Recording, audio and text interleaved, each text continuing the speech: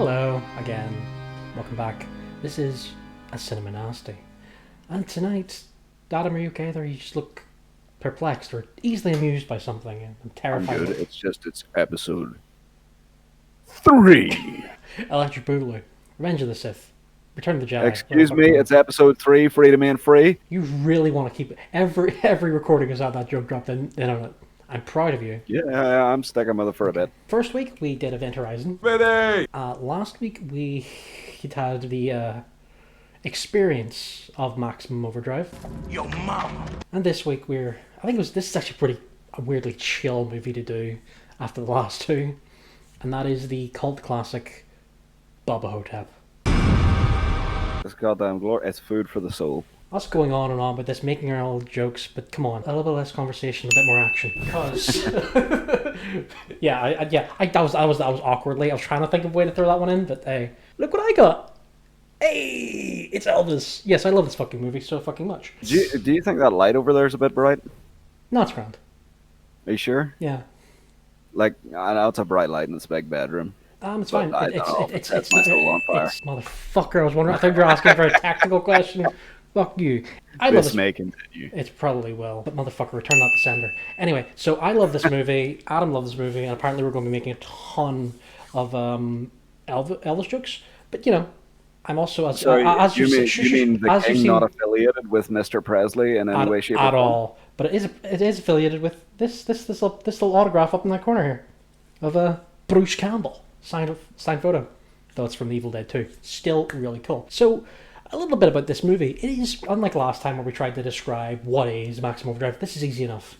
Elvis faked his death, swapped places with an impersonator, and is now in a retirement home. His best friend is a black man who thinks he's JFK. They dyed me this color. And a mummy dressed as a cowboy turns up. Bitch, I'm gonna get to this, but that's JFK. Yeah, I'm completely okay with it being JFK, and I want it to be JFK. So this movie... based on the novella, that's right. Bubba Ho-Tep is based on a book. It's a short story that got released as a novella, but was originally released in 1994 Elvis-themed anthology, The King is Dead. Though apparently it was one of the worst reviewed. Circus Reviews heavily criticized Bubba Ho-Tep upon initial release, considered the story to be one of the worst in the Elvis anthology, as apparently the writer spends too much time on the King's hard-ons, which the movie actually adapts quite faithfully. And if you're wondering, can you pick up Bubba Ho-Tep as a book? Yeah, but it's 20 quid on Amazon right now. I'm having a look. It was a brand new copy. £20. Whoa. Now, how hard is that back? How much more detail is there to those hard-ons? All of it and some more. I want to be able to imagine that my dick is Elvis's dick. Warts and all. Calm down, hound dog. I'm actually pretty proud of that one. It's terrible. Anyway, so that film, it got adapted in 2002. It stars Bruce Campbell. And it is directed by Don Coscarelli, who also directed John Dies at the End, which Adam has feelings about. Yeah, we'll get to that at some day. A different time. Maybe we might do it. Please watch that sober this time. It might help. This film, it opens with, I love how it opens. It opens with the dictionary definitions of Ho-Tep, where it's like, oh, it's a Pharaoh's relatives, and then Bubba, good old boy. Redneck. Yes. It's like the title. By the way, I think this for a movie that's weirdly it's a bit of a slow burn and quite chill. Its opening is opening maybe bang bang, but at the same time, this movie is Bruce Campbell's Black Snake Moan. I've never actually seen Black Snake Moan. You serious? Yeah, I just seen Angry Samuel Jackson out of it. Yeah, we should probably watch that, but hear me up. Premise is, it's a grim time. It's a very grim time. In a grim setting. It's such a grim time that one bitch needs chained to a radiator to be helped. For a second there, I was like, wait a minute, I just watched this movie an hour ago. I don't remember this. I assume this is Black Snake Moan. Hey, it could have been in this movie. Behold deleted scene. I'm gonna be honest, the movies run quite similarly. Black Snake Moan is not quite as cheerful and is not quite as chill. I love how you say that, and this movie's just not much cheerful about it. But let's start with the black and white. Yeah, the Germans are touring Pharaoh, and then it cuts to Mud Creek Shitty Homes, which is the dingiest retirement home I've ever seen in a movie. It's worse than the one Happy Gilmore sticks his gran in. Is it dingier than one you've seen in real life, though? A wee bit, yeah, because my grandmother, because, she had to go in the one, and her one was a bloody delight. Like, I visited her every other day. It was, in comparison, was a bloody delight. Also, my family knows how to respect the elderly. Boom. No one in this movie knows how to respect the elderly. Everyone. They're condescending bastards. You heard it here first. Dave's family is better than your family. That's right. Go talk to your grandmother, your granddad. Just give him a text or a I phone will call. admit I haven't done some maintenance on the odd retirement home. I was genuinely expecting you to say a grandmother. I don't know why. Well, no, I did plenty of maintenance work for grannies and such. Only some of them touched me. Moving on. Introduced to Elvis lying in a bed with his roommate dying slowly as the world moves past him in a very, very uncomfortable time lapse. Dave, it's a retirement home. Dying slowly is the general state of being. Yeah, but however, that was not dying slowly. Oh no, it was slow. It just wasn't quiet. What are you talking about? He died quicker than people that get fucking shot and stabbed in most movies. I honestly just assumed this has been going on a while because Elvis, or as he's also known here, Sebastian Haff. But then we get him ruminating upon his life. Talking about the dick growth / pustule named after his ex-wife. You mean Scylla, yeah? Scylla, yeah. Just so you know, Elvis is in a bad place. It's very, very The dark. king ain't hard, baby. That was in that. He was very clear on that. Yeah. So he dies, and he's there to give him for a moment before, it gets depressing again, because we have the brief but recurring characters of who I've just named the funeral home stooges. Because these two are fucking idiots. One is always contemplating shit, and the other one's just kind of doesn't want to be there. I mean, definitely. But can you blame the one that doesn't want to be here for not want to be there? It's not a great job. Quite clear, right? What's happening here is A, it's a busy run, and B, this is the B team. These are the people you send the you retirement send to the backwater retirement home. Maybe they pick up the odd prison inmate that has happened to die. I'm just happy Elvis doesn't have to deal with them. But Elvis, because we haven't mentioned yet, is played by the absolute legend of the B-movie circuit, which is Bruce fucking Campbell. I love Bruce Campbell so fucking much. If he turns up in anything, even a piece of shit made for sci-fi that's only going to show at 2 a.m., he's the fucking highlight. Dave doesn't have the same problem as Elvis. He will always get hard for Bruce Campbell. Hell yeah. Groovy. Come on, look at it. Just a quick thing. His books are literally called Chins Could Kill and Making Love the Bruce Campbell Way. Great reads, by the way. That's glorious. Then we're introduced to another character, but don't worry, we don't know this one this too long. I only have her down as Thieving Bitch. I got her down as Thieving Bitch, too. Yeah, because she's introduced as, I'm just a wee old woman, walking around the retirement home just at night, and then there's my friend who's in an iron lung. We never come back to the woman in the iron lung, but... I think she just spends the evening chilling, Yeah, chilling right until the Thieving Bitch steals her glasses off her face. She might be a little mad about that. I mean, sight's pretty much all she has left at this point. And then, right after that, she goes to steal someone's fucking chocolates. I got a theory about that. She's diabetic, and she's slowly killing herself. No, it ain't that. Okay. I reckon that thieving bitch took that cane from Gandhi. Jesus. And you know the little nightcap that she puts on before she lies down? Yeah. She took that from Mother Teresa. But we get to her room, right? And there's dolls. All the fucking dolls. Can we talk about the dolls for a second? This woman lives in a fucking serial killer / haunted, demon-possessed room. With, tons of these creepy China dolls. And I'm just going to assume this. She probably fucking stole them as well. Karma comes really fucking quickly. Because just a big-ass scarab beetle turns up. Which, I'm going to call Frederick. Because I did have a note about what happens to her. Oh, you mean talk shit, get bit?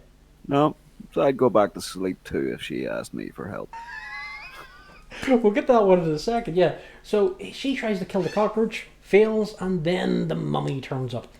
This is before he gets his new attire, which we will cover. He doesn't like the fact that she's touching his pet bug, Frederick. And the last we see of her is literally Elvis wakes up midway through the night, to see her clinging to the door. Help me! And yeah, I go back to sleep because she's probably stole shit off him too, probably. Well, yeah. We smash cut to the funeral home stooges. Though no contemplating this time. The one who usually is contemplating the larger things in life is just she smells a bit, in which she's douse her in deodorant. It looks like a hot day. You see these fast cuts? Oh, you mean the time lapse? We got everybody coming in and out. We got everybody coming in and out. Yeah. And earlier he remarks, food, shit, and sex. Is there anything else? And then he's reduced to basically food and shit. He's reduced to not even fucking getting out of bed. And we see everybody zipping by him. Dude, we're just watching 2020 happen. Oh, God. That's horribly poignant, and I hate you for reminding me this year sucks this badly. So, yeah, no, fuck you. But also, yes, correct. But also, fuck you. So he wakes up during the time lapse of 2020, and Like, I would have myself a nice dick bump. I'd have caught one all by myself if it weren't for 2020. 2020, the year of the dick bump. Celia. He wakes up, just in time to perv on his roommate's daughter, Callie, who, I'm still fucked off. It's like, it's a Purple Heart. It's a very, very prominent medal. And she just bins it. And it's like, that's just mean. Like, it's like, here's family, here's photos of dad and grandma or whatever, and just bin. Respect your fucking elders. I swear to God, if you don't, I'll beat you with a stick. I'm going to argue that she was doing the responsible thing. What, just binning everything? Not even get a few things for a funeral? The or Purple Heart in particular, binning that made much more sense. Okay, she could have kept it as a family heirloom, but maybe her family are complete assholes and she knew one of them would have used it to pretend to be a war veteran. Maybe she knows her family are assholes and she was doing everybody a favor. Yeah. In that case, donate it to a museum. He spies on her. Oh yeah, as she goes to the bin to get you back, Elvis is like, excuse me, miss? You gonna throw all that stuff out? Yeah. Could I have one of them pictures of Bull? Maybe his Purple Heart? I mean, he's pretty proud of that. he spies on her, She saw me as so physically and sexually non-threatening, she didn't mind if I got a bird's eye view of her love nest. I felt my pecker flutter once. Of course, these days, even a flutter was kind of reassuring. Man, I got a question for you. What makes your pecker flutter? What sets your soul on fire? She comes back with why she hadn't visited in 3 years. I was busy. Make fucking time. This will be a fucking running thing. I'm gonna fucking judge you if you don't. Don't lay some guilt trip on me, mister. So the nurse calls in, and by the way, this nurse, her name in this film, she's credited as Nurse. She's played by Ella Joyce. She's popped in a few things. She's pretty good. I like her. But it's just her walking in, kind of being condescending. He's like, No, there's a point to be made there. She spends her day condescending everybody. Mm-hmm. Which is addressed entirely and firmly and squarely. We'll get to that one. I would not run her down over the condescension. I wouldn't, because at the same time, I know people who've been in that same job, and it's like, there's only so much sincerity you can pump up with day after day. It's not great. Dave, I can pump up plenty. I know, just behave yourself. She probably something either he's senile because he was in a... Oh yeah, so we get into... Later on, we get into how he ended up here, or in this situation. But, you know, he's not even high. He's just saying, no, call me Elvis. I thought he was dead. Well, actually, Elvis is dead. Mr. Half knows that, don't you, Mr. Half? Hell no, I'm right here. I ain't dead. But at the same time, everyone's just assuming he's a senile man.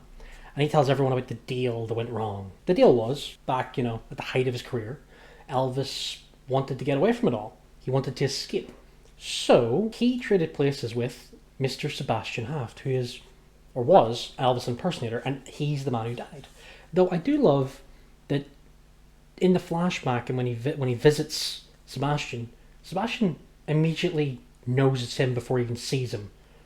So Elvis walks in the door, Sebastian freezes, as if he's overcome by a spirit, and turns around and has a legitimate religious experience, kissing Elvis's ring, and that's not a euphemism, by the way. Then we find out why the only evidence Elvis had that he was Elvis blew up in a barbecue accident.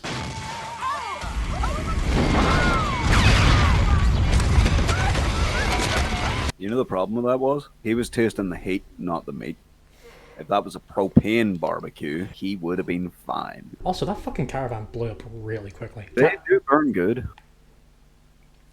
I feel like I'll talk about this after the recording, but okay. Callie goes with the whole... It was nice to meet you, Mr. Presley. Get the hell out. Oh, then we're introduced to the co-star, JFK. played by Ozzie Davis. Once again, an actor who's had an amazing career. Unfortunately, is no longer with us. But yeah, he is a older black man who believes he's JFK. President Kennedy was a white man. That's how clever they are. They dyed me this color. Goddamn, completely fucking reasonable. We get a wee dream flashback to Elvis when the accident happened. He was on stage doing the moves and shit. By the way, this is a very important time to mention, especially during a performance when Elvis is pretending to be an Elvis impersonator. In this movie, there's no music because this movie could not, for the life of it. No, there was music. No, could not get life of it to get any Elvis music at all.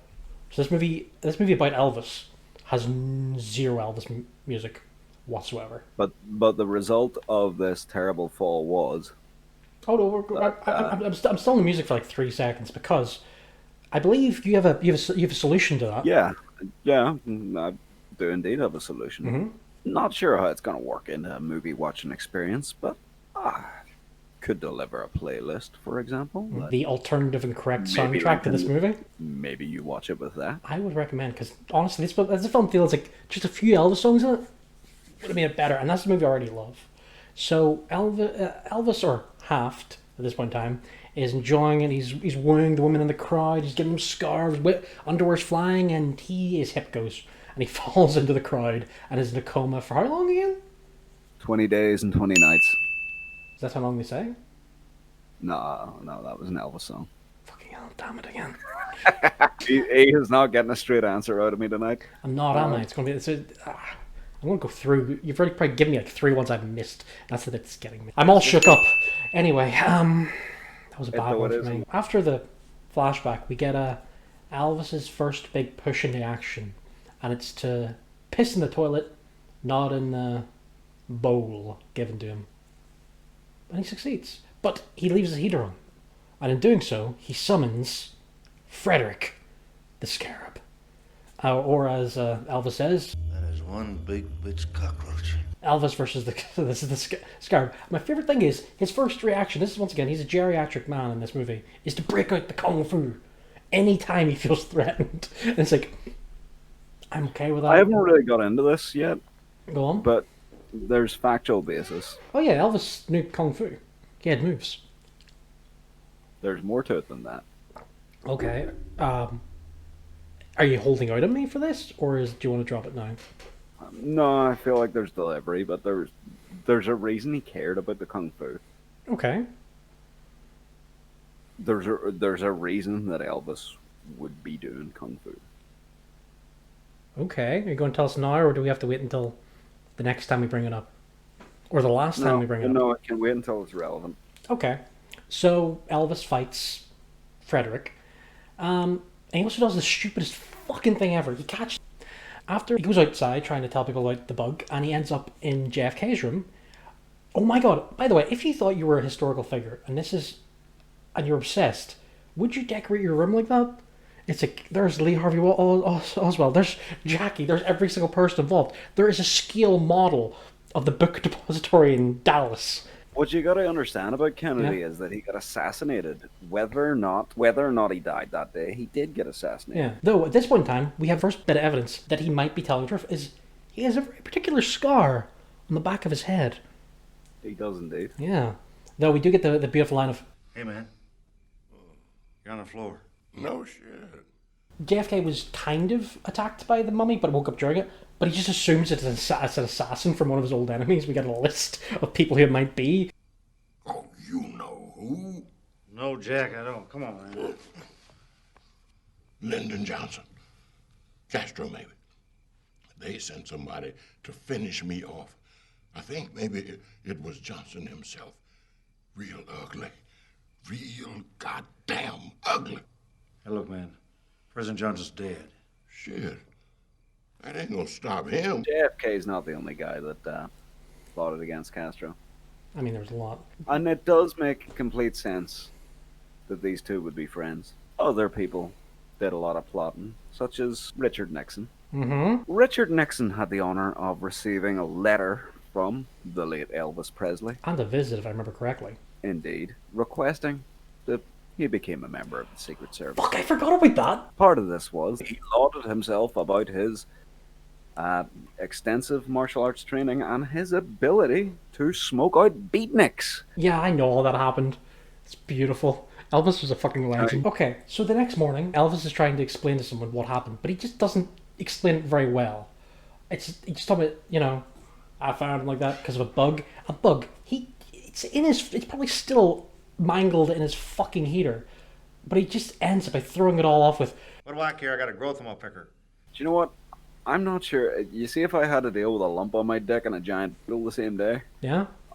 I don't know which way I'd lean on that one myself. Though this does lead into the nurse and Elvis going through that little thing, which is Elvis having to get cream on his dick. And while it's happening, he's having more thoughts, flashbacks of Mr. Haft. But then we get, just as he's distracted thinking about many, many different things, the nurse is taken back because Elvis has an erection. Mr. Hare.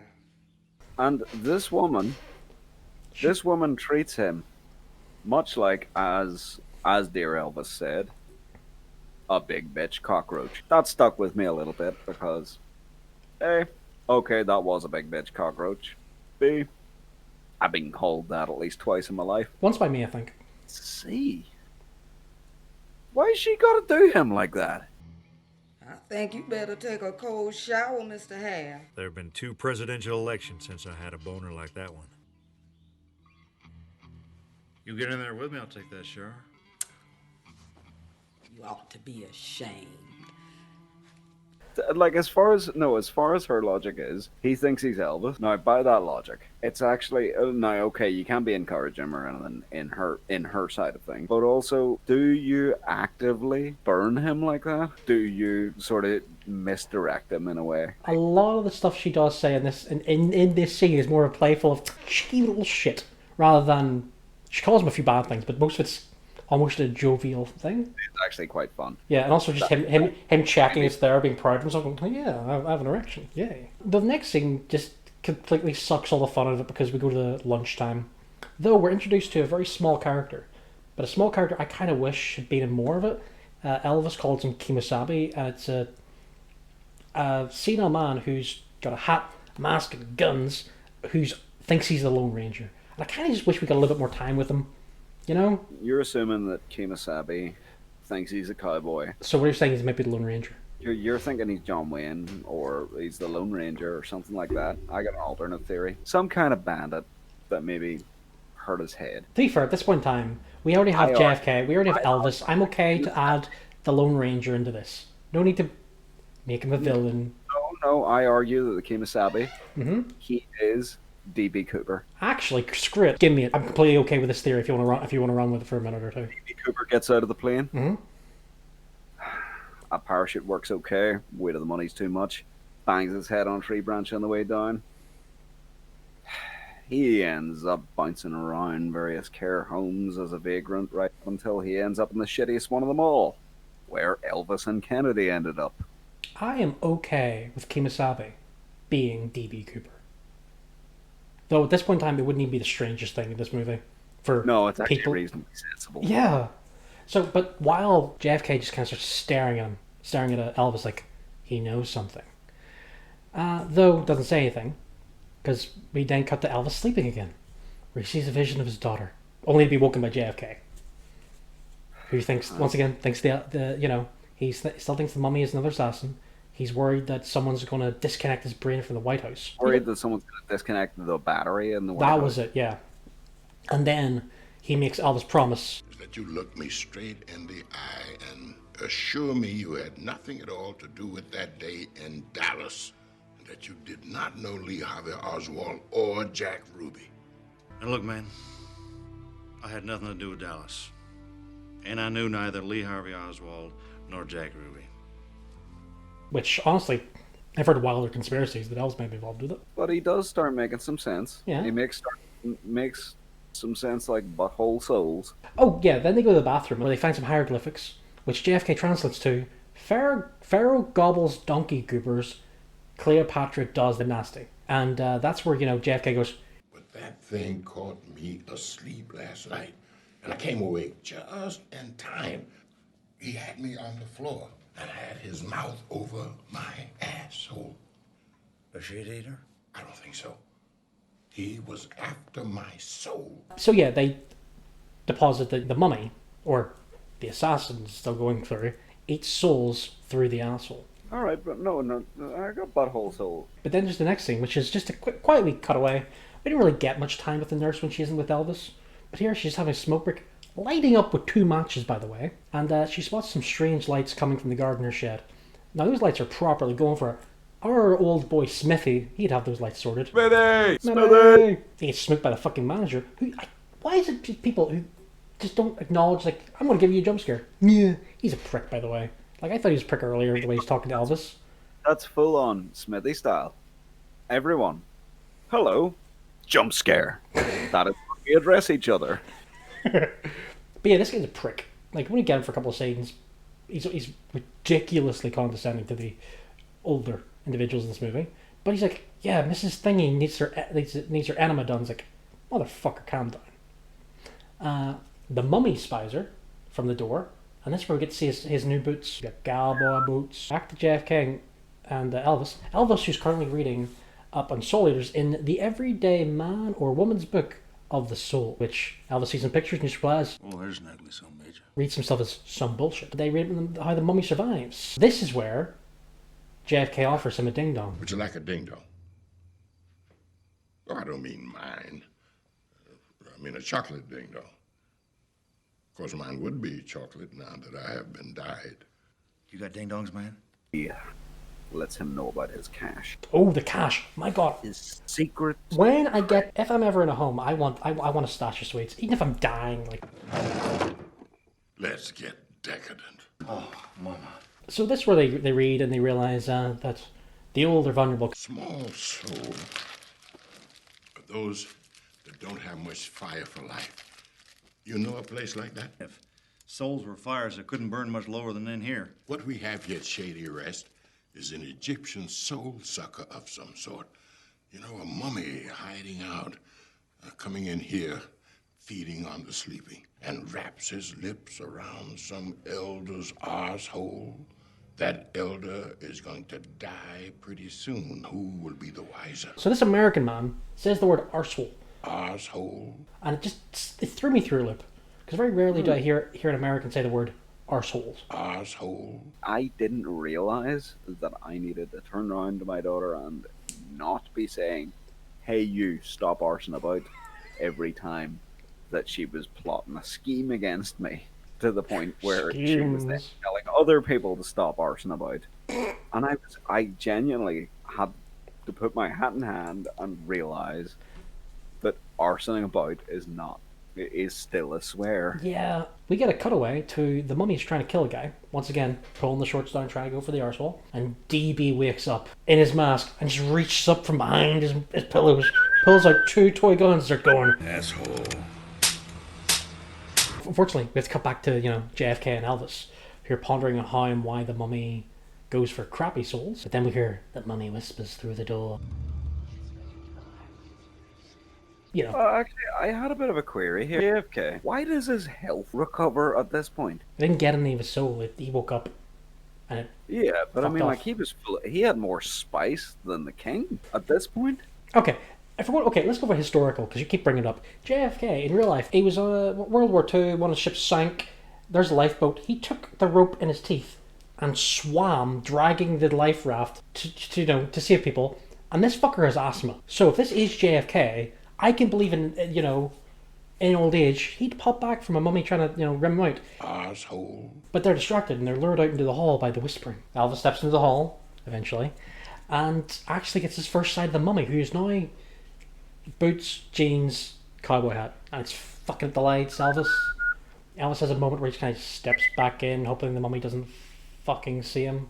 Then has some weird psychic visions of the mummy's life, death, mummification, and the sarcophagus in a bus. We get a lot of shit in like 3 seconds. I don't blame the mummy at all. Like, you look at his life, okay? Right, it's all Egyptian partying, blah, blah, blah, blah, and then all of a sudden, your brain's getting pulled out through your nose hole, and... Adam, but before that party, we don't know what he was doing. He might have eaten a baby, or Cleopatra found out about what he was saying in this fucking graffiti. We're missing the big point here. Because this is unfortunately the last scene, the last moments of D.B. Cooper's life, in which, even though his mind is away, he doesn't know they're toy guns. He doesn't know he's standing in his pants. He is facing down a fucking mummy while firing guns blazing. Alamo. Yeah.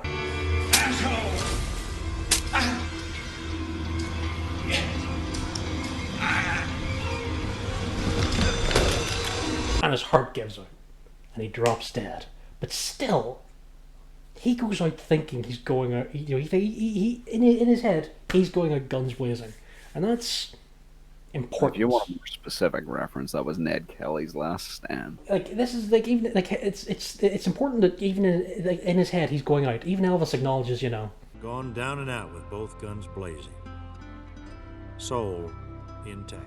No, if you look, he died with a smile on his face. So we move into Elvis monologuing while being questioned by the nurses and the management and everything. They don't tell the truth because no one's going to fucking believe them. But we do get a nice little name drop as he describes the mummy as some kind of Bubba Ho-Tep. Another name drop. Though, unlike Maximum Overdrive, he actually does keep referring to him as Bubba Ho-Tep through the movie. It's a nice drop, by the way, because once again, as if you watched the last episode, I really did make fun of Maximum Overdrive and several other movies for dropping their title in. This was quite nice. Though, unfortunately, the mood is ruined because the funeral. We're back. The B team. I'm going to call them D team. They don't even say that way. And they drop the body. Now, unfortunately, I've had experience of this because once again, I mentioned my grandmother had to go into a home and I was 15 or 16 at the time. Walk around the corner at the wrong time and I bump into a gurney that's got a body on it. That gurney topples, the body falls, and just me and the guy look at each other and goes, "Please help me." And I had to help get that body back on a gurney. But even though that was an accident, both of us freaking the fuck out, we both managed to have some more dignity than these two bumblefucks. They really made a bad job. Yeah. They dropped in a fucking bush. Right. I've had limp live people. I'm pretty sure you helped me when I was unconscious. Yeah, but yeah, you were reasonably compliant at that point. Okay, that just... I don't think we should explain that, but that sounds so fucking dodgy. Yeah, still didn't fucking drop them. That's... Nor did I have to hose them with right guard. Yeah, I'm like, these are two proper... I'm saying it again. Bumblefuck. Bumblefuck is the word. While those two are bumblefucking their way through their shit jobs, Elvis stops to smell the flowers, only to be interrupted by the nurse talking about that little thing. But fuck does... When he snaps, he fucking snaps properly, doesn't he? You fuck off, you patronizing bitch. I'm sick of your shit. I'll lube my own crankshaft from now on. You treat me like a baby again, I'll wrap this goddamn walker right around your head. No, that's not him snapping. He mentioned this in the monologues earlier. He mentions it over and over again. It's that thing, everything he does is sad or funny. He mentions it there, he mentions it previous, that he's become some useless puppy dog. He is the house cat looking at your woman's, what do you call it, love nest? Christ, I forgot what they called it. Yeah, the love nest. You know. And do you know what? You see, for this movie being fucking dumb and fun, that's a legitimate point. How would you feel if you were old grandpa sitting in the corner and everyone thinks it's real funny when you recount your tales of the old days, however true or not true they may be? No, once again, respect your elders. Occasionally give them questions. Also, my grandfather, when he fucking talks about his story, it's, oh yeah, well this time I, just lost a finger to those dogs that tried to kill me. Oh yeah, that time I had a heart attack and walked out in 3 days. Oh yeah, that time I didn't enough blood and just got better. My grandfather might be immortal and we're terrified of him. Old people are fucking scary. So Elvis is pondering the mummy, how he went through a closed door, and he goes to investigate down by the river, which he nearly falls down a hill, but does not. I don't know why, I remember watching the movie originally, and I just thought, is this where he falls down? But he never falls down that hill. I straight up scratched my chin at that, being like... I remember him falling down the hill. Well, no. I wanted to go get a Zimmer frame and try and work out the mechanics of it. I'm pretty sure you could with a Zimmer frame. It'd just be gingerly as fuck. I couldn't work out whether getting down the hill or up the hill would be the problem. Honestly, him going back up would be the question. Downhill, I felt like a Zimmer frame wouldn't work downhill. Yeah. So that's where he finds the remains of the bus he's been having visions and shit about. Then he goes back to his room and has the realization. Well, not the realization. He assumes it's cancer. And he assumes this is the reason no one's telling him.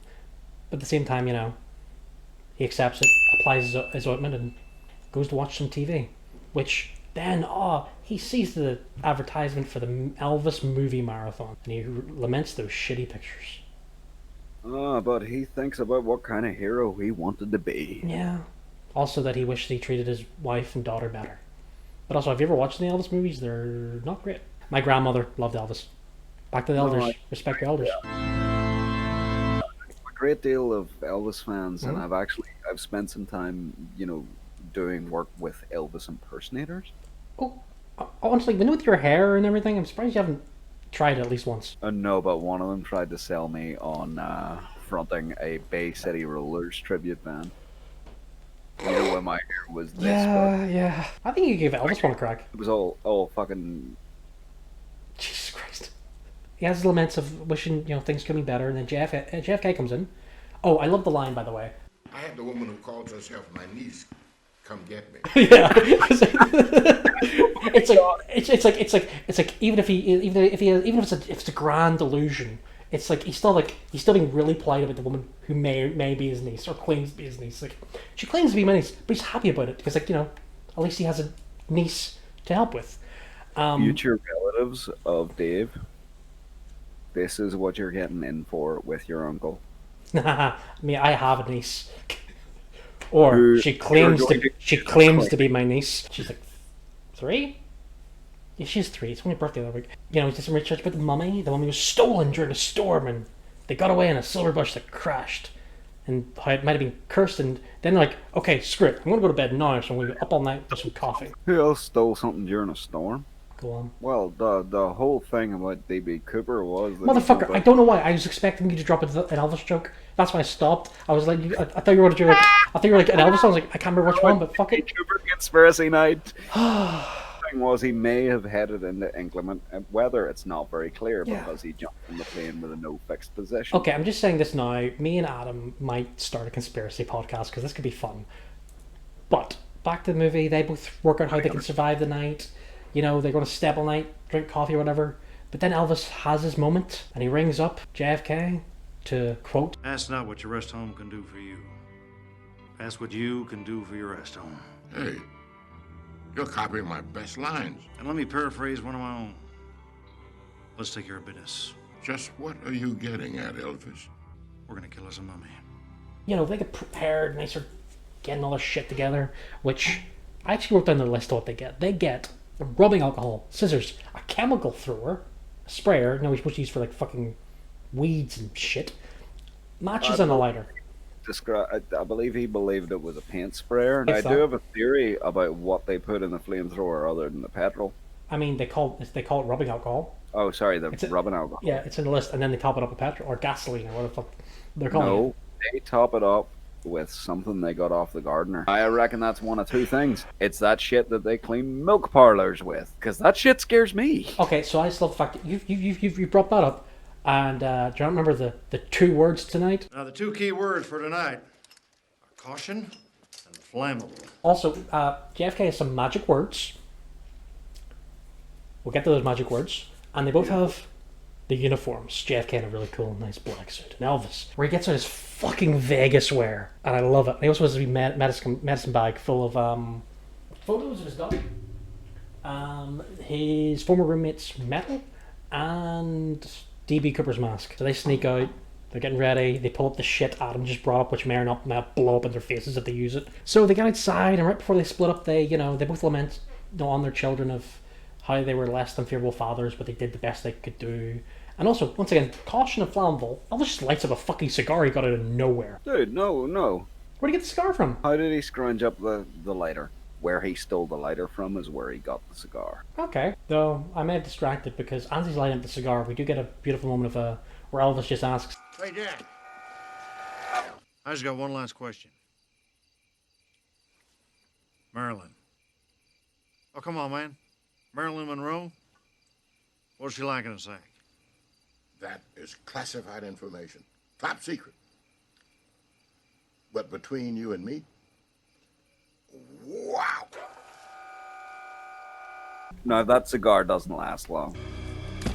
Elvis spots the mummy, preparing the sprayer, disappears until we see a sleeping JFK. So Elvis goes over to help, and you think, oh god, the mummy has snuck up on him, but no, Elvis is fucking ready with the walker and the kung fu. Now this is the last time he uses kung fu. Adam, would you like to use your tip that you had earlier about Elvis and kung fu? Yeah, well, I mean, this is the perfect example of why Elvis should have been granted that by Nixon. Defends the fucking president with his goddamn kung fu. The Secret Service are nowhere to be found. What's Elvis doing? He's saving the fucking day. Mm-hmm. Do you think that mummy's gonna be another Lee Harvey Oswald? Might have been. Though, I'm going to say this, no one he brings up the... I still think he gives the mummy a warning.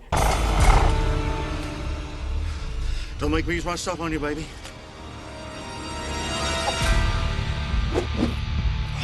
Oh, Elvis is ready to fuck you up. Once again, the mummy disappears. JFK is now awake. Heads off to... gives chase. But Elvis is trapped. The mummy just fucking backhands JFK out of his chair, which conveniently heads towards Elvis, and then rushes in before it can get JFK's soul. The chair goes, meow. So Elvis just comes rocking up to it. Come and get it, you undead sack of shit. And then we realize the mummy got subtitles. What way would you say he rocked up to it, Dave? In the fucking chair. Oh god. Go on. Would you say he came at it like a man raised on rock? I would have said he came from like a man from the ghetto. I mean, don't get me wrong. He got his freedom, given the way things went that evening. Mm-hmm. He was raised on rock, and he deserved 3 corn patches. Anyway, the mummy has subtitles, and then Elvis lights that fucker up and burns him. Just in time for JFK to pass on the magic words, and for Elvis to salute him with... Mr. President.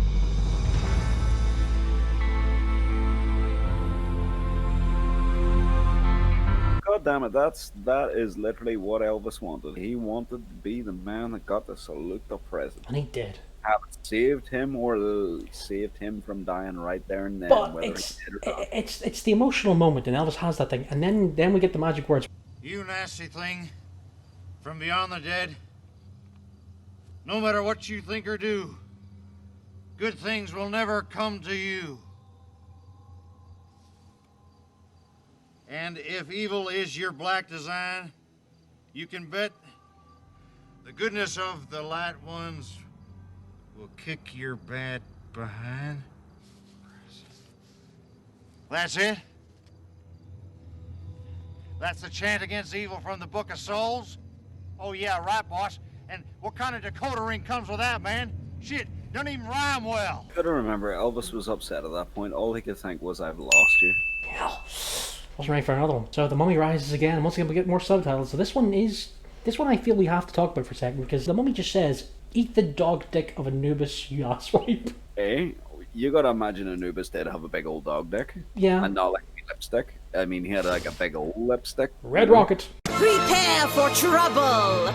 Make it double! Elvis just, nuts up, gets back in the scooter, tackles the fucker. He doesn't just nut up, he basically fucking yeehaws the scooter. Oh god, he does. I love it. He gets off he gets on the fucking ground. Yeah. Like a wild horse. Yeah. Which, by the way, if you know how to take the limiter off the motor, you can make them do that. So they are fucking fighting, by the way, which I wasn't ready for. The mummy is on top of him. He's doing his fucking moves. Mummy's just beating the shit out of him. He's giving back. And then they go down the riverbank, which doesn't end too well for Elvis as he breaks his ribs and they come through his chest. Didn't end well for the fucking mummy. The mummy started that shit. Yeah. With going over a bridge over troubled water. Fucking hell! I'm gonna fucking hit you so badly. You know what? Maybe the playlist is just listening to me getting fucking pissed off. I hope you're happy because you're gonna be fucking lonesome tonight. The mummy just gets up and starts beating him, like probably with a fucking Part of the hose. Elvis tries to get some shit, opens the questionable contents of the sprayer all over the place, and just before Elvis gets his soul eaten, he lights up. The fucking mummy more or less explodes, all the souls coming out of him, finally dying. Hey, are we glad to know we see those souls go, and we know soul shit, we know those ones got away. We know DB Cooper. We know JFK. They made it. Now, my headcanon is that thieving bitch didn't. No, she didn't.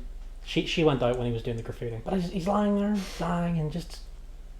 The stars themselves move to tell him, from I'm assuming the old Egyptian gods or whatever, that all is well. And Elvis's last line, last words he says before he passes away, as a goddamn hero like he wanted to. Thank you. Thank you very much. And that's where the movie ends. And also, I've all the way... It finally softened his wooden heart. Can you just let me end the fucking thing, could you? I hate you sometimes. But honestly, that movie, it's very, very silly and everything, but weirdly touching ending for Elvis. After all the stuff they put him through, it's like... I think it's an interesting take on the Elvis story because we know why this movie was made. A lot of it I've made mention of. Mm-hmm. It's not just that. We've got the other Elvis movies. You know, it's not entirely built in a vacuum or anything like that based on that one joke.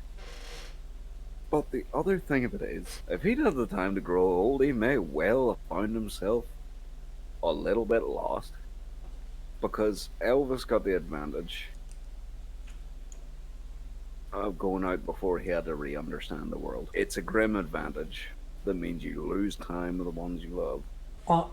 On a slightly lighter note, I've made up two awards from our first two episodes because I think they're good. The first one's called Gus, because Gustavo gave us the most beautiful and iconic line of Maximum Overdrive, which is "Yo Mama." So the Yo Mama award goes to just the biggest what the fuck moment for you personally. Biggest what the fuck moment? Yeah, it made you think and go, what the fuck? Was probably me sitting trying to figure out whether or not a Zimmer frame worked better, wouldn't work uphill or downhill. Because I couldn't decide this. Have you drawn a diagram? And I'm sure he would have either got up the hill or down the hill. But not the other way around. Sure he wouldn't have done the either, and I don't know which it is. I need a Zimmer frame to figure this the fuck out. Adam, I'm pretty sure we could easily get you a Zimmer frame. We could do this. That might be a bonus episode we do one day after the fucking plague leaves us. My what the fuck moment. So my what the fuck moment. It's not even like, it's not the special effect. It's not the mummy. It's just a moment to make me go, what the fuck? And it's the fucking thieving bitch stealing her glasses. You know, it's just like, hey, you. It's like karma's gonna bite you in the fucking arse, and it did in the form of a mummy. Then our other award, Smithy, because Sean Pertwee has the best death in Event Horizon. So the award goes to who do you feel has the best death, and I think we might both agree with DB Cooper.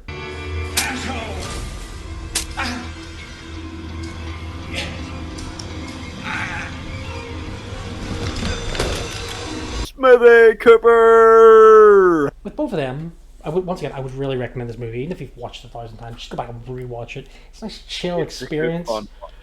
But next week, we have a special guest.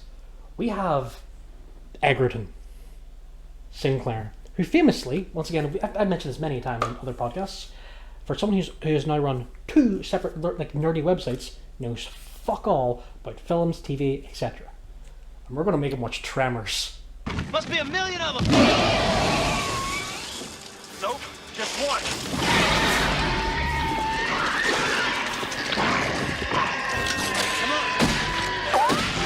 We also got Kevin Bacon. But yeah, also young Kevin Bacon. Also, what's his name? Bert? Is it Bert? Bert Gummer. Yes. I believe his name's what the actor is. Earl Gross, yeah? Michael Gross or Earl Gross? I can't remember, but I'm talking about the fucker with the mustache who's just in every single... That's what I'm talking about. Yeah, he's fucking... I love this. Like, he is the reason you love... Even if it's one of the shittier Tremor movies, which is like 2 are kind of dodgy. He's amazing in them. Next week will be Tremors, and it's going to be fun, especially the fact that we get to watch Egerton squirm. He's going to like the movie, though. It's going to be a really fun movie. That's going to be a real joy. Yeah. Can you fly, you son of a bitch? See you next week.